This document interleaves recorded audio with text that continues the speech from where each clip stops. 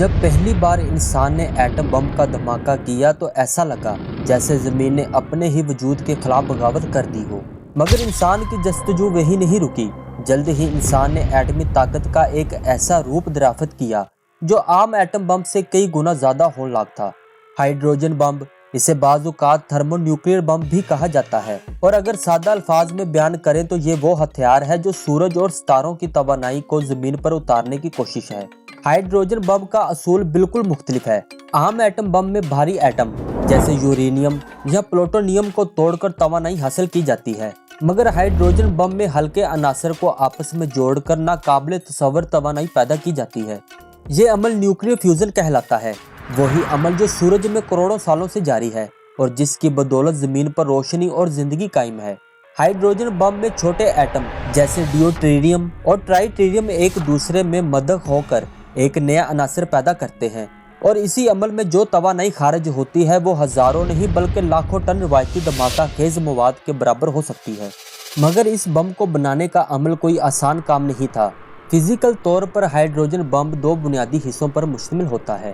پہلے ایک عام ایٹمی بم کا دھماکہ کیا جاتا ہے تاکہ اتنی زیادہ گرمی اور دباؤ پیدا ہو جو فیوژن عمل شروع کر سکے۔ پھر یہ شدید حالات ہلکے ایٹموں کو مجبور کرتے ہیں کہ وہ آپس میں جڑ کر ایک تباہ کن دھماکہ کریں۔ یہی وجہ ہے کہ ہائیڈروجن بم عام ایٹمی بم کے مقابلے میں ہزاروں گنا زیادہ طاقتور ہوتا ہے۔ یہ کہنا غلط نہ ہوگا کہ اگر عام ایٹم بم کسی شہر کو تباہ کر سکتا ہے تو ہائیڈروجن بم پورے ملک کا نقشہ بدلنے کی صلاحیت رکھتا ہے۔ دنیا میں ہائیڈروجن بم بنانے کی دوڑ دوسری عالمی جنگ کے فوراً بعد شروع ہوئی۔ امریکہ نے 1952 میں پہلا کامیاب ہائیڈروجن بم تجربہ کیا جسے ایوی مائک کہا جاتا ہے۔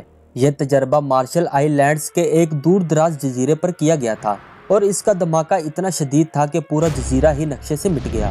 سوویت یونین نے 1953 میں اپنا جواب دیا اور 1961 میں انہوں نے ٹیسار بومبا کا ایک دھماکہ کیا، ایک ایسا دھماکہ جس کی شدت آج تک انسانیت کی تاریخ کا سب سے بڑا نیوکلیئر دھماکہ ہے۔ اس دھماکے کا بادل 60 کلومیٹر کی بلندی تک اٹھا اور اس کی روشنی ہزاروں کلومیٹر دور سے دیکھی گئی۔ برطانیہ، فرانس اور چین نے بھی جلد ہی ہائیڈروجن بم بنانے کی صلاحیت حاصل کر لی۔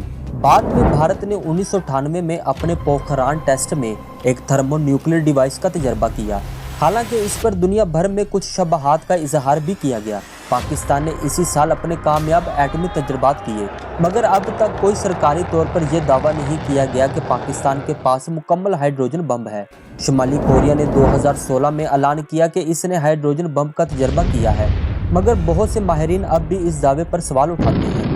ہائیڈروجن بم صرف ایک ہتھیار نہیں، یہ ایک فلسفہ ہے۔ طاقت کی انتہا، تباہی کی معراج، یہ اتنا مہلک ہے کہ اس کے استعمال کے بعد زمین پر کئی برسوں تک نیوکلیئر ونٹرز آ سکتا ہے۔ ایک ایسا دور جب آسمان دھوئیں سے ڈھک جائے گا، سورج کی روشنی زمین تک نہیں پہنچے گی، درجہ حرارت گر جائے گا اور زندگی کا بیشتر حصہ فنا ہو جائے گا۔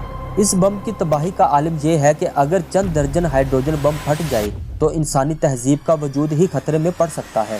شاید اسی خوف نے دنیا کی بڑی طاقتوں کو مجبور کیا کہ وہ نیوکلیئر ہتھیاروں کے پھیلاؤ پر قابو پانے کے لیے معاہدے کریں، مگر ہائیڈروجن بم کی موجودگی اب بھی اس دنیا پر ایک ایسا سیاہ سایہ ہے جو کبھی بھی حرکت میں آ سکتا ہے اگر انسان نے ہوش سے کام نہ لیا۔ آج جب ہم ستاروں کی کھوج میں ہیں، مریخ پر بستیاں بسانے کے خواب دیکھتے ہیں، تو یہ ہتھیار ہمیں یاد دلاتے ہیں کہ ہم نے اپنے ہی سیارے کو تباہ کرنے کے اختیار بھی اپنے ہاتھ میں لے لیا ہے۔ شاید یہی ہائیڈروجن بم کی سب سے بڑی کہانی ہے، طاقت کی معراج اور فنا کا دہانا۔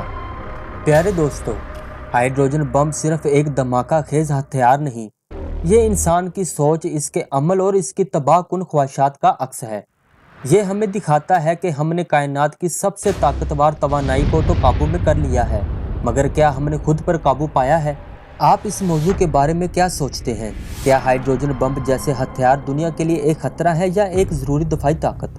کیا آپ سمجھتے ہیں کہ نیوکلیئر ہتھیاروں کو ختم کیا جانا چاہیے یا ان کا ہونا ایک مجبوری ہے؟ کیا دنیا واقعی کبھی ان ہتھیاروں سے پاک ہو سکتی ہے؟ کامنٹ سیکشن میں اپنی رائے کا اظہار ضرور کریں۔ ہم جاننا چاہتے ہیں کہ آپ کے دل میں کیا سوالات، خدشات یا خیالات ہیں۔ آپ کی رائے ہمارے لیے نہایت اہم ہے اور یہی وہ باتیں ہیں جو ایک باشعور معاشرے کی بنیاد بنتی ہیں۔ تو نیچے کمنٹ کیجئے، بات آگے بڑھائیں اور شعور پیدا کیجئے۔ ہم آپ سے ملیں گے ایک اور انٹرسٹنگ ویڈیو میں۔ تب تک کے لیے اپنا بہت سا خیال رکھیں۔ Thanks for watching this video. اللہ حافظ۔